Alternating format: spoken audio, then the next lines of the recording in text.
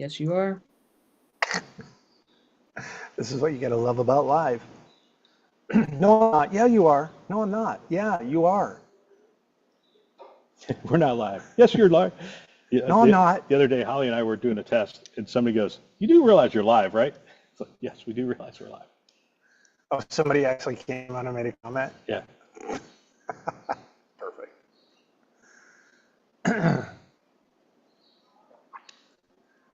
All right. Yeah, you guys do realize you're live. We're almost live.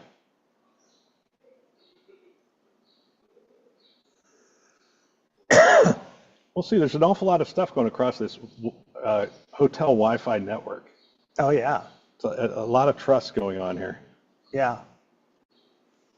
Yeah. To be open Wi-Fi. Is that okay? You're our chief security officer. Sure. Sure. It's okay by me if it's okay by you. It's all a risk conversation. It's a risk and compliance conversation. So I think we're live. It's all about connected devices. There we go. If anyone wants to chat with us and let us know that we're live, we will, we will appreciate Tell us it. we're live. Oh my gosh. Please, somebody. Somebody tell us we're live. Here we go. Awesome. And then since this is our first live show, we're working out the kinks, and we tried to make it as hard as possible by doing it at a hotel instead of doing it through three. In like Outside. our own home studios. In the hottest place we could possibly find. So we're sweating like crazy. But we're live. And Holly, feel free to text me to let me know we're live. That would be great. Holly's our producer, and she is in. We're trying to. This is so easy. Holly's in Missouri doing this. Sure. Thank God for the internet. Yes, and the three of us are at a 229 project meeting down here in Naples, Florida. We've just experienced the hot weather in May on record. Really? It was 4 degrees hotter than normal in May. Normally, I'm not allowed to say good things about the weather in Florida in the summer because we like it when people leave. So many people leave, and it's really nice. But usually we get, well, you lived here for a while. I did live here about 16 months. And we get that rainstorm usually almost exactly at like 3 o'clock. Yep. Right in the middle of the afternoon. Goes for about an hour, and then it just cools it down for the night. It's really nice. Although we had a great sunset last What night. if we can hope for that? It's supposed to be clear. It doesn't start raining here until Wednesday with afternoon storms, according at least to my app on my phone. Also, we're going to get you a drop, and you can do the weather. I'll do the weather. Wherever you're from, wherever you're at, man. where in the Hey, world. you know what? Meteorology is a science. It's a real thing. I Yeah. might have a next career. All right. Well, we'll have to edit that out. Let's see. Oh, we can't edit anything out. We're It's live. all This is live, live. As baby. you can see back here, these palm trees are real. Here we go. Well, we'll probably end up starting each show by where in the world are you? But we happen to all be together, so that's we are. pretty much Which it. is going to be a rarity, I think. Yeah. It may be. Maybe, because we'll do city tours. And we'll We're do. probably, for a while, we're all going to be together for city tours and for the upcoming events. So yeah, we're going to be together. All right. More than I think. Let me welcome everybody who's joined us, and we appreciate it. This is This Week Health Live. As we said, we're flying without a net. There's no editing or anything, so we have to be very careful. That's why we didn't invite certain people to be on the show the first time around. We have a bunch of CIOs looking over our shoulder because they want to see what it looks like to put a live show together. So this is our crappy first draft. Yeah. When we pilot something, and we actually published a lot of this stuff, we want to get started on things, see how it goes, learn some things. Our next show isn't going to be for a month, and then we're going to start doing them every week. But we just wanted to put one out there and get some experience with it. This is, one of the things is I probably should do introductions. Not everybody might know us. Sure. So Director Ford, president of the cyber and risk community for the 229 project. Yeah. Hi. Former CIO for a bunch of health systems. Yep. And Sarah Richardson, president of the executive development community. Yes. And former CIO. Actually, you were a CIO down here. I was a CIO down here. Was this your first healthcare stint? This was my, well, it was my third healthcare stint, my second CIO role. Okay. Yeah, because you were at HCA at one point. Almost 10 years. I left HCA to come down here, and then from here I went back to California, which was that triple acquisition of Healthcare Partners to DaVita Medical Group to Optum. Yeah, I often joke because I lived in California because I was CIO there, and now I live in Florida. It's like somebody has to do it, right? Somebody has Somebody's to live gotta in live these in those places with the yeah. palm trees and whatnot. So, here's what we're gonna do on the show. We're gonna do a lot of different bits. We're gonna try some different things out. We're gonna start with news. We're gonna talk about different news stories and go back and forth. We had a poll that we put out. We're going to discuss that poll. We may do, are you smarter than ChatGPT, with a question that we pose to ChatGPT, see if we actually, which is kind of crazy. Like, are you smarter than the internet? Are you smarter than AI? Right. I'm not sure if that's even a fair test. And yeah, hey, we're excited that everybody's here, and we're just gonna jump into it. I'll throw out the first story, and if you haven't hit it yet, thisweekhealth.com/news. We have a whole bunch of people aggregating stories for our site, and then we publish a newsletter on a daily basis. It's a really good rig, right? I mean, if you go to thisweekhealth.com/news, you can sign up to be one of the curators. Right. Basically, we give you a text number, and as you are reading things on your phone, when you see something like everybody needs to know about this, or everybody wants to should see this, you basically click that sort of forward arrow, and you send it to the text number, and then it goes into the machine, and it comes up for everybody else to read too. Bunch of automation shows up in our Slack channel. We read it. We go, yeah, that's a good one. That's a good one. We hit the thumbs up, and it goes out onto our website and ends up in our newsletter. And one of the things I was thinking of doing for this is just looking at the news stories for the week that have been read the most. And this one has been read the most. So we posted this. I talked about it on the Today Show. The AI revolution is already losing steam. Wall Street Journal article, and their point is that they have a handful of points. One is once you've hoovered up all the information from the internet, there isn't another internet to go out and hoover up information. It's not going to all of a sudden get a lot smarter. That was one of their points. Which, by the way, I mean, we'll come back and talk about it. They talk about the fact that AI could become a commodity, in that the open source models are catching up to the really expensive big models that are out there. And then they talk about the fact that AI is really expensive to run. And if you care about sustainability at all, the amount of compute power it takes to run these things is pretty amazing. And it doesn't get smarter. Like, every time you run a query that says, hey, you know, this about health IT, it essentially generates a new answer. It doesn't go back and read the old answer. It generates a new one. So it's almost the same amount of processing every time it does it. Now, that might be a layman's understanding of it. Well, that's the price and the value of NVIDIA now, because a lot of those machines are being built on those chips, and that's the kind of power that you need. Well, that's one of the points they make in the article, and I've seen this quote before, but they talk about the sustainability of AI in general. NVIDIA did $50 billion last year in revenue, so there's those chips to run AI, and AI as an industry did about $3 billion in profit. So if they're spending $50 billion on chips and it's $3 billion in profit, they're definitely betting on the future for this. And then finally they come down to the use cases they're not as vast as what people thought, and there's been slow adoption of this. So this is their case for saying the AI revolution is already losing steam. What do you guys think? So part of that article, and I went down a rabbit hole like I usually do. If I find a line in an article that's interesting to me, I'll go further into that. And it's akin to what happened with the telecom industry with the bust, with all the fiber optics that went out there. Here's the thing, while that initial fiber optic boom and the dot-com bust happened in that same time frame, here we were preparing ourselves for the internet and that next round. So all that dark fiber came in really handy as soon as we really needed the internet power that was available to us. And so if we have overbuilt out AI or some of its capabilities, there will come an inflection point where it catches up and it's necessary, and then we'll be ready for it. It's just like all the plumbing that we as CIOs did to be ready for telehealth and so many different aspects. I could not get telehealth off the ground pre-COVID. Nobody wanted to do it. And all of a sudden, one of our physicians who was the most, quote unquote, against it to a degree at the time, was the first one who jumped in because they had pre-existing conditions where they could not see patients or they would put themselves at greater risk. So they became the telehealth champion, and all of a sudden it was in place in like a week. Wow. Yeah. Somebody has to build infrastructure too, because at some point when people are ready to jump in, the organizations that have built the infrastructure and are ready to scale are the ones who are going to get the market share in the beginning. And as we all know, it's a lot harder to get somebody to unplug something they're already using and plug in something new. So the people that get there first, the people that get that market share first may very well wind up being the people who acquire everybody else.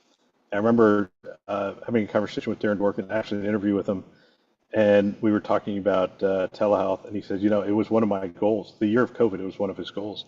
And he said prior to the pandemic hitting, he's like, there was no way I was going to hit that goal. Because then I exceeded that goal by 1,050%. And it does feel a little bit like that, like maybe we've gotten impatient, because every other technology, when you think about it, the mobile phone, first mobile phones were installed in our cars. They literally were a part of our car. Wired into the car, yeah. And it wasn't until, 2008 that we got the iPhone that really changed everything. Yeah. And we look at that, and now with AI, we're sort of looking at it and saying, hey, that 10-year period, can we condense that into a couple of weeks?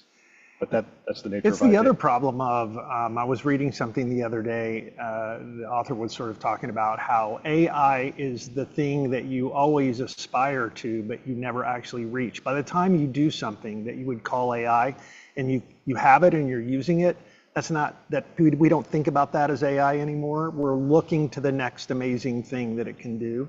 And so maybe there's some of that going on in all of this too. All right, so out question. As a CIO, how are you preparing for AI? I'm putting you back in the chair. I'm going to keep putting you back in the chair. Sarah, how do you prepare for AI? You stay on top of what the key trends are that have the greatest value, because you want to make sure that the information you're presenting to your board and to your peers and others, that it's not a decision made in isolation. We talk about being lonely as a leader in isolation. This is more about not having all the information. You need to share the information as broadly as possible. Keep everybody informed, because the business ideas that come forward that are actually going to have the value are going to come from somebody who also then has to be your partner and your champion in that. So understanding, and just like we do, you start slow, you start small, you start with something that is low risk to learn and understand that. But you get the right voices in the room, both externally, so what benchmarking sources are you using for information? Who are your partners or your vendors who really have some experience in some of these spaces? Who in your organization is going to have a business case that is going to create the value and come into fruition the way that it should? You're the orchestrator of all of that. And so the CIOs that believe that AI is on them, and it's true, it happens in a lot of organizations, this is that opportunity to say, in this case, I'm not going to be the person that's doing all of these pieces independently. I am the orchestrator, and each of you have a piece in how this comes together thoughtfully. Yeah, interesting. So it makes me think back to the sort of the fundamentals of all of this. The data that we're going to use. Do we have data governance? Do we know what all the sources of our data are? Are we comfortable that that data is clean? I mean, maybe AI can help us with that cleanup too. But there's also just that, for me, the fundamental part of, we have ChatGPT on the internet, but a lot of the internet is a lot of crap. And so, but that's in the model now. And so it uses that information sometimes as factual information. The LLMs are really important. The data that they run on, I think, turn out to be the real oil of the machine. You've got to have great data governance, data quality, data lineage, warehousing. To get what you're really trying to get out of the GPTs. Yep. Yeah, my thought is just like this show. It's as many quick pilots as you possibly can do to learn what you don't know. And keeping an eye on what you're trying to accomplish with it. And right now there's so many things, until you start to use it and get in there, you just don't know what you don't know. Right. And so what I'm finding as I'm doing interviews is some people have a firm grasp on what they already cannot do with it and where the challenges are. And other people are still talking about, yeah, we should do pilots. Back to the beginning of the show, talking about the crappy first draft. The crappy first draft. Yeah. You need a lot of crappy first drafts to get to the point where you're like, okay, this is actually working the way I wanted it. Chart summaries can be a significant use case. It's like, okay, have you done a chart summary yet with it? It's like, well, we have to run that through. I'm like, I'm not saying use it for care. I'm just saying do a chart summary. Yeah, try it. Have a couple docs look at it and go, yeah, that's not going to work. Or, man, that's pretty close. Like, what do we have to do to get this even closer? And so, get out there, start doing some things. Drax, this one's you. CISOs under pressure from boards to downplay cyber risk. So this is a study that was done, and the CISOs 4 and 5 say they felt pressure from their corporate boards to downplay the severity of cyber risk. 43% say they are seen as nagging or repetitive. 42% say they are being overly negative about cyber risk. Yeah. What are your thoughts? So I think in that same article, it talks about there's also increased alignment with their board and their executives from another study. So these things are somewhat in conflict. I don't know how scientific they really are, but the kind of takeaway for me is if there's a situation where you're a CISO and you're making recommendations and they are just hardcore not being taken by your leadership, you're doing the right thing. You talked about spitting into the wind earlier. You should just keep Spitting in the wind. It's a thing that you need to do. Now, a lot of it too, the last episode, I guess, where we had a lot of, these are the analogies that people use to tell cybersecurity stories to non-technical, not board level, executive level folks. Those are the same kind of things that you have to try. Who am I talking to? What's the message I'm trying to get across? And what channel do I need to communicate on? What does this person relate to that I can use as an analogy to help them understand the risk that we're facing or the issues that we're challenged with? So again, back into the CIO role, and I'll start with you. What are the stories you tell around cybersecurity to help people to sort of get a grasp on what it's going to take to secure healthcare? Back in, I think it was 2005, I started out, my first sort of corporate role with HCA was as an information security officer at the division level, but we were sanctioned from corporate.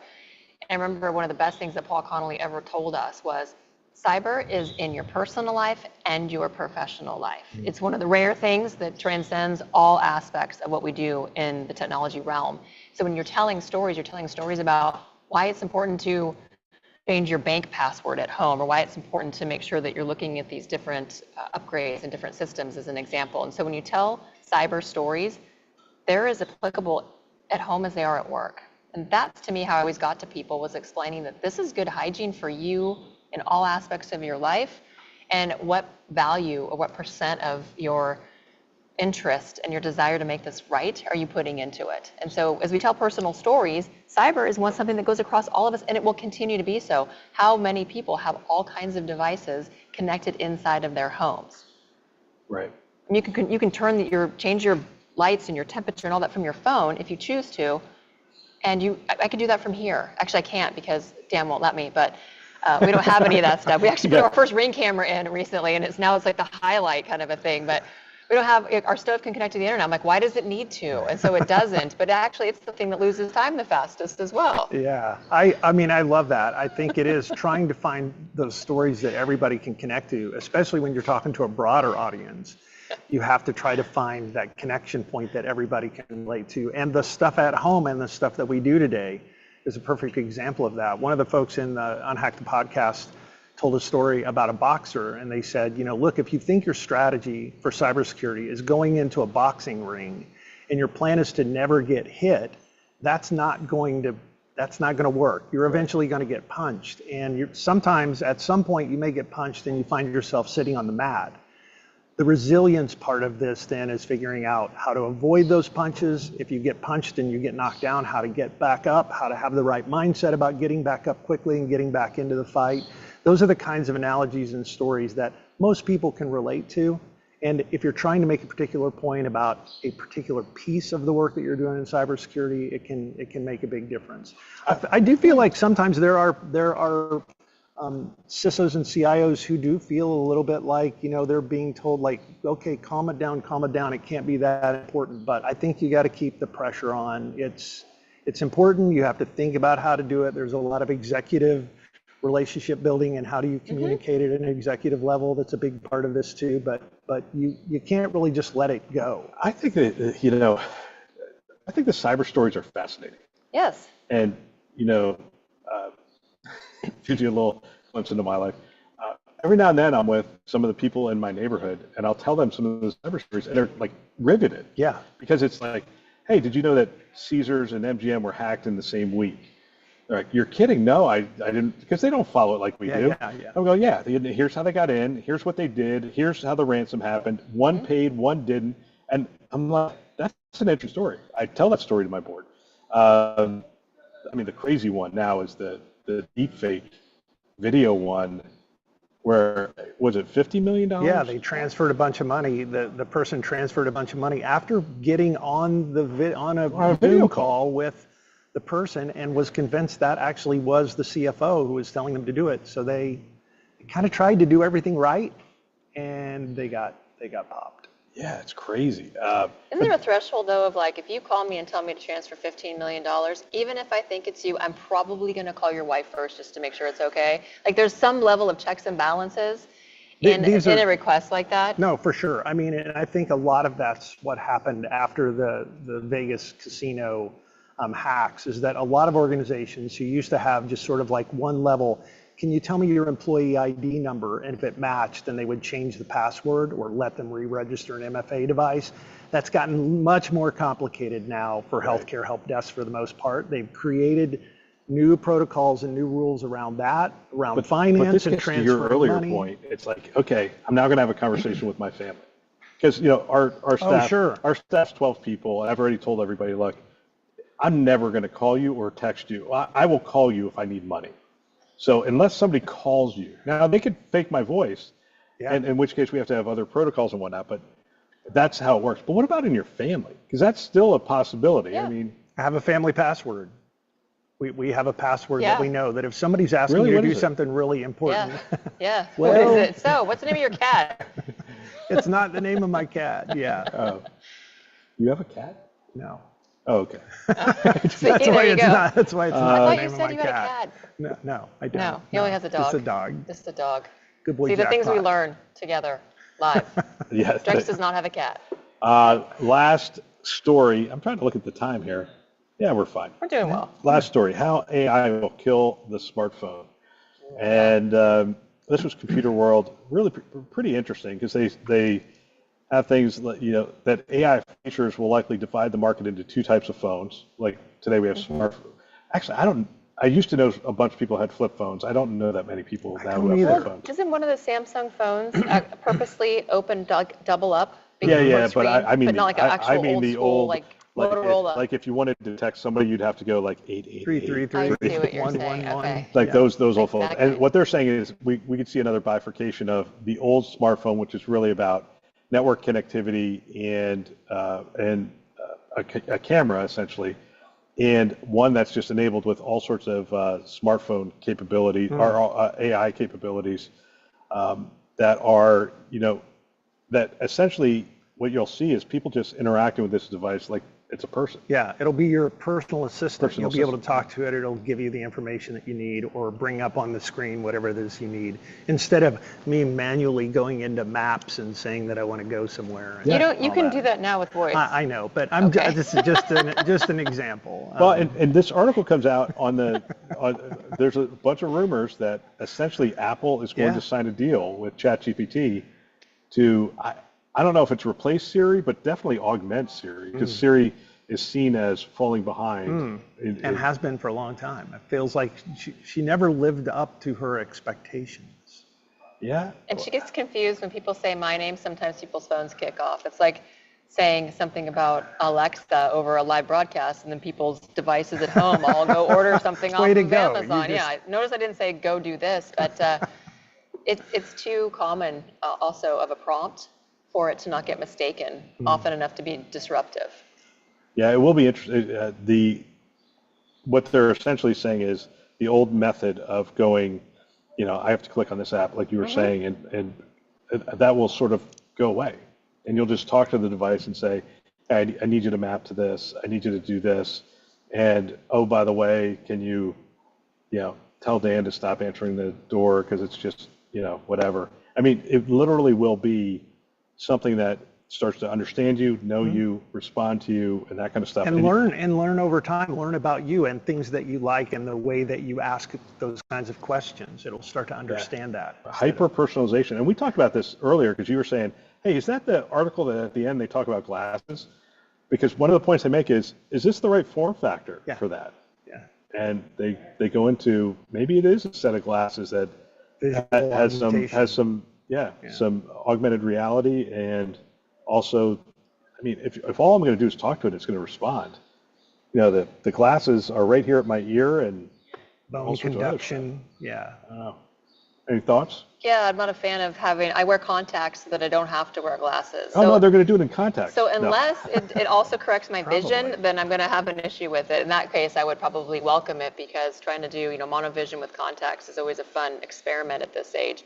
But what's most interesting in that sector, I really think about is if everyone's just talking to their phone instead of typing, do we just have a whole bunch of people sitting around mumbling to themselves all of the time? Because being embedded in your smartphone is not a social connector. Sounds like a great time on an airplane, too. I just think you literally get on a plane.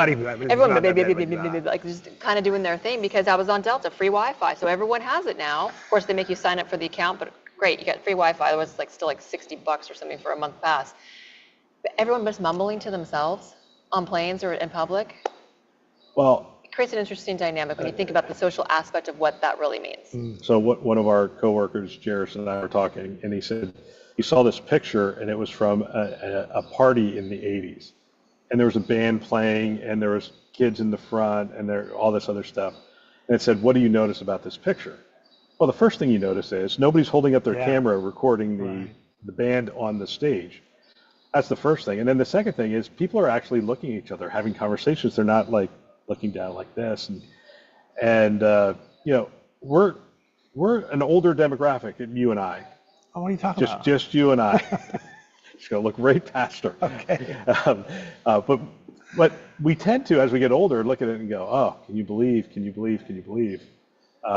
These people looking at their phone, and they're getting these neck injuries now because they're always looking down and that kind of stuff.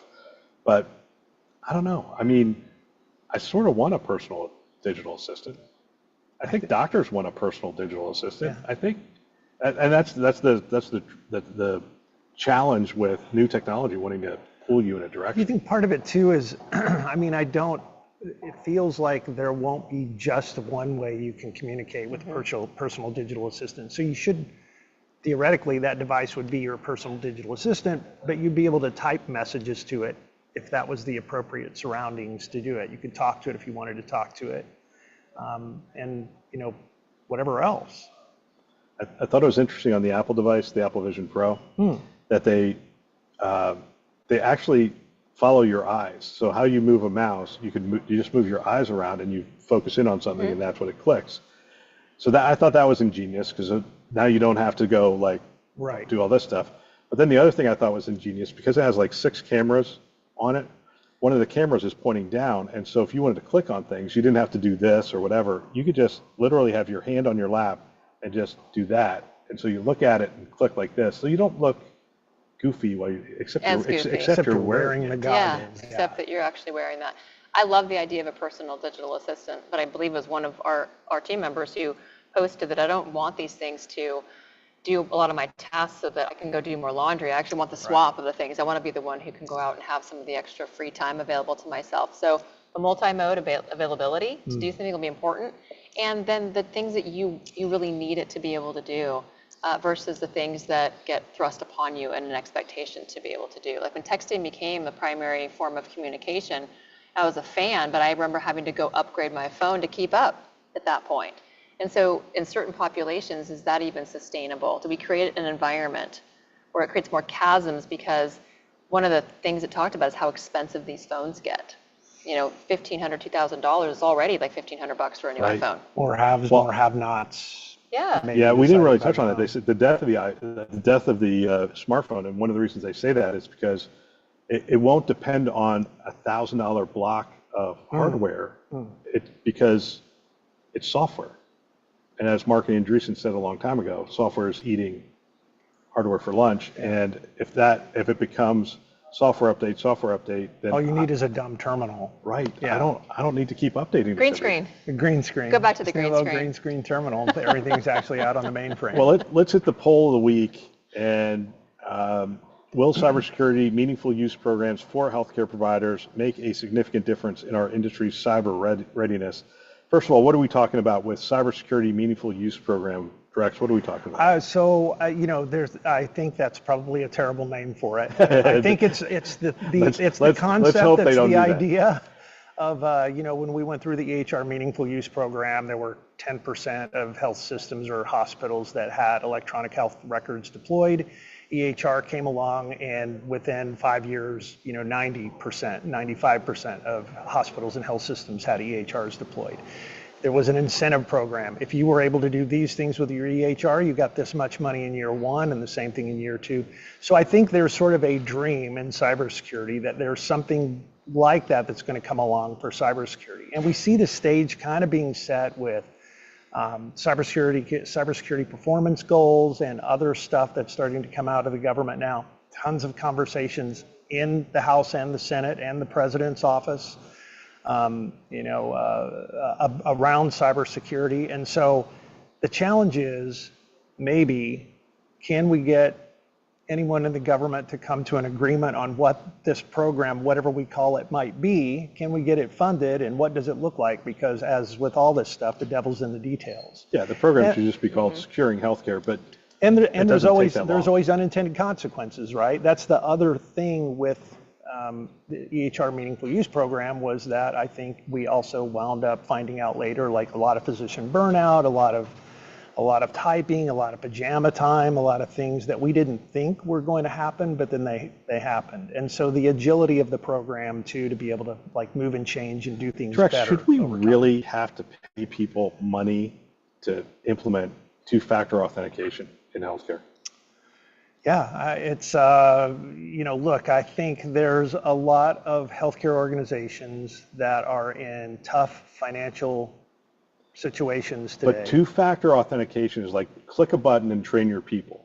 This isn't an investment. And if they still haven't done that, I'm sort of sitting back and going, okay, why are we putting millions and billions of dollars out there if we can't get them to just turn on two-factor? Now, I understand, hey, they got in over here because we didn't know this or that. I get that it's hard. Vigilance is required. It's really hard. But they're still not clicking the button and training their doctors how to do this. Yeah, no, for sure. I mean, it feels like that is super low hanging fruit, and actually cuts a lot of bad guys off at the pass with 2FA up and running. Yeah, it's not there perfect, are applications depending on, the stuff that you're running, which gets to another whole conversation about how old is all the stuff that you're running, and will that stuff actually even hold a 2FA capability, or do you have to build a portal to be able to run the 2FA through before they can get to the thing behind it? It can be complicated, and if you don't have the resources, the money, the experience, the talent, or whatever to be able to do some of these things, it's still a challenge. So that's the point. Where did you come down on this poll? So 79% said yes, it will have a significant difference in our industry's cyber readiness. 21% said no. Where did you come down? I came down with yes, only because of the importance of making sure you're doing the right things. Now, do you need to be incentivized to do that? Back to where we started with the conversation. It continues to elevate as long as you are requiring certain aspects to make it happen. So I'm a fan of saying, yes, you need to do these things. And if you do them, do you get the money? Well, do you also get the money to maintain the environment that's been built? And that's where a lot of these health systems are now, in these super thin margins. All of this technology was put in place to hit MU as an example. The cost of doing that. And what are we hearing today resoundingly? Oh my gosh, I have old applications. I have to do app rationalization. I can't secure all the things that I have. Like, you create a different problem. I have to pay my annual maintenance bills. And all those things. Yeah, and then companies get sold, and then they get consolidated, and then your CPI goes way through the roof because now there's no contract pricing safety nets. If everything else in your organization is at a baseline that you believe that you can sustain this model, then you're in great shape. Otherwise, everything needs to rise with it at the same time. Thank you. So no, that's my. So it's not an event in isolation in any way, shape, or form. Yeah. So it feels to me like we're going to make the same mistake we made with EHR Meaningful Use, which is essentially, hey, we're only at 8% people who have digitized the medical record. We want to get to 100, and they threw money at it, and it was successful by all measures of that metric. Over that 5-year period. It was successful. I mean, 90 some odd percent of all medical records, it has to be close to 100 now, but it's 98% of all medical records are digitized. But we have all sorts of other problems: interoperability and data and standards and you name it. And we had a public health emergency. We couldn't pull the information. We couldn't get the data to the state public health agencies because interoperability wasn't necessarily built into the Meaningful Use program. So let me walk you through this one. This is why I come down on no. It's not going to have any impact. any impact. Okay. And the reason is because throwing money at a problem doesn't solve the problem. And so we're going to give them money to treat symptoms. They turned on two-factor authentication. They, I don't know, what are some of the other things that they're asking them to do? Just all the good things. All the That's okay. good things, just normal cyber hygiene and those kinds of things. But at the end of the day, they have not tackled governance or architecture or whatever. And so, yeah, they've put all these Band-Aids on, but they've increased their attack surface by 100% because they added 75 applications because they can't say no to any department that comes to them and asks for a new application. Until they can do that, you're going to have, you're just going to keep. We talked about this. We had a good conversation in Philly with a bunch of CISOs and privacy officers and all of that. And the thing that really came out of that meeting, one of the main topics was essentially, we have a really hard time saying no to anything. We don't run our business like we should run our business. And it means that we wind up with more and more and more and more and more stuff over time. Nothing gets turned off. And from a security perspective, we're just asked to make sure we secure this massively complex environment, and it's really difficult to do. You're not allowed to simplify it. You can't simplify it. What if we threw the question out there that, and assuming you have any kind of a governance process, you're going to add something, you say, yes, and here's how much the cyber component of it is going to cost. How would that change the conversation? I think it's hard. It's difficult to do the math because everything's connected to everything else, and sometimes you don't understand when something's coming in what all they're really going to want to do with it. This is what happens with, I mean, even if you don't add anything, right, there's no new applications, but the citizen data scientist in the surgery center decides that they're going to pull data from lots of different places and put it into an Excel spreadsheet on the shared drive and shake vigorously so that they can use that data to make better decisions about surgical operations. The problem is, the keys to the kingdom that we all think of as being in the electronic health record might actually be in Bill's shared drive on the common drive. And Bill's worked in 7 different clinics, and he's never had any of those permissions taken away from him, and he's only had permissions added. And so if I can get Bill's password and maybe his MFA device re-registered if we have MFA, I can get to a ton, millions of records. So it's complicated. Can I talk out of the other side of my mouth now? Yeah, sure. I totally agree with the government funding cybersecurity, especially for safety net hospitals, rural healthcare, because their problem, somewhat, they may have the right solutions, they just don't have the money. I want to make sure that that doesn't happen. Yeah. And so there's a part of me that's like, yes, fund it, yes, put money out there. I don't care if it's in the billions, because that's maybe what it's going to take. And the more we create these interconnected hubs, it's almost like the TSA, right? You have to secure the smallest airport, because if you don't secure the smallest airport, it's the route into all the bigger hub. Yeah. It's the, look, and that is the devil's in the details, right? Do we means test a program like this because big health systems are already there and they're already doing these things and we don't really need to give them more money? If you're a big health system, you're not going to be happy with that because we did already spend the money to do this stuff. You should reimburse us for it. Do we tie it to Medicare and Medicaid payments? Is there an incentive program and then there's a stick on the back side of it? Yeah, it's complicated. It is complicated. Man, we're going to get better at this. This is why we're doing the crappy first draft, right? So the next session was Ask Me Anything. We did the poll of the week. We're not going to get this, are you smarter than ChatGPT? That's fine. I don't know. Ask me anything. Let's see. Yeah, do we have any questions from the audience? I don't know. See, I don't know how to pull all that up, so I'm relying on Holly to send me any questions. Send me any questions, she will. But we'll get better at this. Sunny Sapra, when we were talking about the phone, mentioned there's a movement of the younger generation giving up smartphones because of social media and going back to flip phones. I think there is a certain amount of, and we heard this today, especially in the conversation around ambient listening and some of the solutions there. I'm not going to say a specific vendor, although that was the majority of the conversation. There are doctors that are looking at it going, yes, give it to me. This is amazing. And there's more and more of that happening. There's still a subsection of the doctors that are saying, look, my templates are fine. I figured this out. I'm pretty efficient now. No. I don't want to add Yeah, another thing. Yeah. it's like I'm fine with my flip phone. I can make phone calls, and I don't want to get all fancy and stuff. This is fine. I don't know. Are we going to have that kind of bifurcation within healthcare where some people are like, yeah, you guys keep your technology. My practice is doing just fine.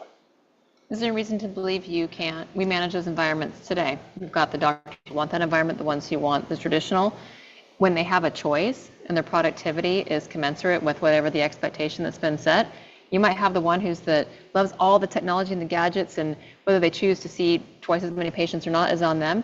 But if your RVUs or whatever you're measured by is set, then however you get there, that's on you. That's how you get there. I like that. I mean, that is ultimately using health information technology to create a personalized set of capabilities for physicians and nurses and business operators and others to be able to get their work done, right? Meet their productivity goals and do it in a way that gives them a personal life and they can actually go home at night and not have to work online and all that kind of stuff. I love that approach. Well, then it's not happening to you, it's you have a choice. Right. And at the end of the day, we might have to do something, but if I have 3 ways to do it, and one of them is more preferred over another, then why wouldn't I do that? That's 3 ways I have to run and maintain and support and upgrade and patch and secure. So you have to think about all that, but My favorite, yes, I'm and. with you. Yeah. Or it depends, that's usually my answer. Here's my out question for this episode, which is I'm going to make you CIO for a children's hospital. So you have that experience. You don't. I don't have that experience. There was some children's in our facilities, but I wasn't a children's hospital CIO specifically. $1.5 billion. You're asked to save money.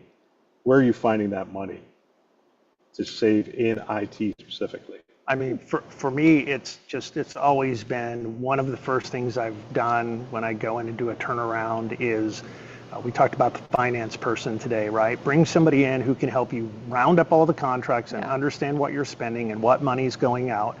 And then for those big contracts, you sit down and just have a daily drill of going through and talking to those partners and saving money. That's the same approach you would give to a $10 billion organization. Yeah, absolutely. Absolutely. Yes. I mean, for a children's hospital, I mean, honestly, I don't think there's anything that I would specifically come up with for a children's hospital that would be maybe different from a cost savings perspective. I want to hear, you must have something in mind. No, I don't. It was interesting. So we had the first session for our 229 project here, and a lot of it focused on application rationalization, money, and how do you, I mean, and we talked about a lot of different things, but that was a pretty interesting conversation to hear. And people tend to be all over the spectrum on this. When you say, hey, do you have copies of all your contracts? I would say half the room was like, yeah, we figured it out. We got all our contracts. We put them in a place. Now, do we think we have all of them? No, but we think we have a majority of them. Yeah. But that's the first place you would look. And I think there would be agreement in that room that the first place to look is in your existing contract. Some of this depends on where you are in your level of maturity, right? If you've already got all that sort of pounded out and sounded out, a big part of this then is just looking at continued efficiencies. Like, how do we not buy one more new application and leverage applications that we have to do those things? There's all that kind of stuff, right? Well, I'm a huge fan of automation, and the key to automation is knowing where do you actually insert the human. Right. Well, and do we have enough automation at this point where we can drive enough savings? If I said, hey, I need you to find $1 million in savings, is there that in automation? There could be, depends on the size of your org and how things operate, but between your testing and all your different environments, between a lot of the just RPA spaces, between your call center, I mean, there's plenty of spaces where you can automate, and automate is not just scripting as an example. And done it everywhere I've ever been. Like, hey, you know what? Where can we put in efficiencies or tools that help us with productivity? And in some cases, it is a headcount reduction. In others, it's a reallocation. In others, it's just not filling open roles. But those are sometimes never fun conversations. No, and that's where you get some of the resistance from here. People think it's going to take away their jobs. It's going to be much harder to do. If people see it as an efficiency booster, they're more inclined to do it. Either way, if you do not have really good operational or organizational change management in place, then it's going to be hard no matter what you take on. This is why the role of the chief digital officer, chief digital information officer becomes more and more important over time, because it's not just about the IT, it's about the people and process part of these things that you're doing. And a lot of that is change management, understanding how to affect change and make it work and make it stick, and how to, I mean, that is one of the hardest things in my job. It was always one of the hardest things I ever did. But it was always based off relationships. If Very people much. trusted you and they liked you to a degree, then you could get them to at least be curious about wanting to do something new and different. They didn't have to like you. If it was Bill, they didn't have to like Who you. doesn't put They that just one on had to him? do Like, it. I trust you. Did I like you? But either way, you tend to do things for people that you like and you trust, and that's how you build it out. You can't walk an organization and just expect people to do something and then, close your door and hope that all goes well. Yeah, agree. And I think, and people like when we disagree, by the way. So eventually we'll have to find those places. Of course. But the thing I would add is I would talk to the CFO about what constitutes savings, Yeah. right? Do I have to get it in IT? Could I help get it in somewhere else? Because one of the biggest areas we've seen is in terms of claims processing and revenue cycle management. And when we apply automation and even AI in some cases to those things, we can reduce the number of rejected claims, we can improve the processing and all those other stuff. Now you're talking. We can gather more money, not do cost cutting. Right. Is that an option? Right. Then and if that's an option, yeah. that's a big bucket. I mean, I've heard numbers in the millions because we're processing a lot of claims and a lot of money. Well, here's the thing too. If you're a CIO who's in a spot where you can help to increase revenue, which we all should be, and your budget is based on a % of revenue, guess what? Keep making the hospital more money, because at the same time, your budget's going to go up. Absolutely. All right. Thanks everybody for joining us on this pilot. I hope you enjoyed the show. We will be releasing this actually on our podcast channel, on the Newsroom channel, on Mondays following the live episode. So you can get out there. Our next episode that we've decided to do is the 12th, right? I think so. It is. Yeah. All right. So we're going to be together a bunch, but we're not going to have to sit out in the sweltering heat with our swag on and do that kind of thing. If you want to stay connected with us, you can do that on LinkedIn and check that out for updates. And that's all. Bye for now.